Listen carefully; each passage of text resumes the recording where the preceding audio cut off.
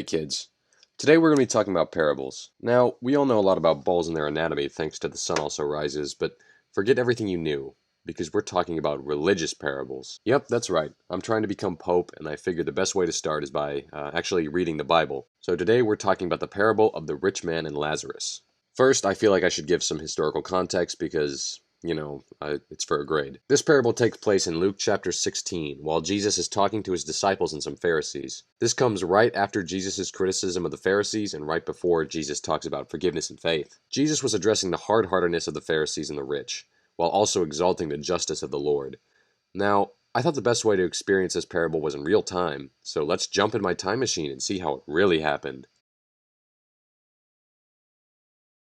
Hey Jesus, those last 6 chapters were really good critiques of the Pharisees. They really are Machiavellian. It's kind of Orwellian how Kafkaesque this all is. Stop. Don't talk like that. But sure, I'll put one more proverbial nail in their smug coffins. Here, let me tell you a story. Hey. Hey, listen. That's Lazarus. You're probably wondering how he got here. Well, it all started a while ago. But we don't have time for all that. All you need to know is Lazarus was really sick and covered in sores, so he could not provide for himself. He sat in front of a house of a really rich man, who liked to live it up. While the rich man was always getting turned, Lazarus was laying there while dogs licked his sores. Finally, Lazarus achieved the sweet release of death, and the rich man soon followed after. In the afterlife, Lazarus got invited to chill with Abraham, while the rich man got sent to the place of torment. To add insult to injury, the rich man could see the feasting going on at Abraham's place, just like what Lazarus had to deal with in life. One day, the rich man couldn't take it anymore, and said, "Father Abraham, dip some water on your finger and cool my flames. Use your right arm, right foot, left foot. Father Abraham, send your many sons, the many sons of Father Abraham." Shut up.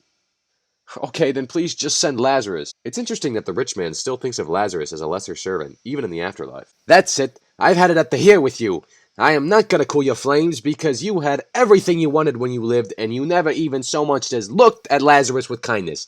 Now you're sad that you're getting what you deserve. Plus, even if you did get rid of that old yee sin nature, there's a whole chasm between us and I know you're not the American Ninja Warrior, so you are not getting over here. Ouch. That hurts more than the flames. If you can't give me some water, please at least warn my brothers, rich guy, rich dude, rich male, rich gentleman, and rich woman. Those are your brothers' names? Yes, we all hate our parents.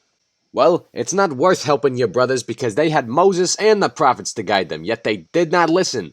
Wait, you have a brother named Woman? Father Abraham, please! If you send someone who's already dead to get them, they might listen. Send Lazarus. Send Elvis. Send my Uncle Joachim with the weird eye. Just send someone. Buddy, if your ach won't shemata moishi, what makes you think they'll listen to smelly old Lazarus? And some of them lived happily ever after. The end. Oh, you're all asleep. That's a shame. I was going to tell you guys what I thought about predestination. And I think that's where we'll leave them. So this leaves us with the question of, what are we supposed to understand about Jesus and his coming kingdom? In Jesus' coming kingdom, everything will be upside down, and those who are poor and despised will be celebrated in heaven, while those who live it up now will get what's coming to them. This teaching of Jesus is central in his Beatitudes. You might be saying, oh, well, that's all well and good, but how does this message from an old book that smells like my grandma fit into my life? Well, like Jesus says in the parable of the shrewd manager, the love of money is the root of all evil, and you can see how much the rich man loved money in this parable. And like James says, take care of the widows and the orphans, care for the weak, and don't be so full of yourself that you wouldn't listen to God. The Pharisees, who are represented by the rich man, ignored the suffering of their fellow men and were so stubborn that they wouldn't even believe a dead man if he told them to do something. So, yada yada yada, eat the rich, the usual stuff. What I'm trying to say is, don't turn a blind eye to those in need. If you want help when you're down and out, help others out when they are. The rich man had many chances in his life to repent, but he didn't, even when it was already too late.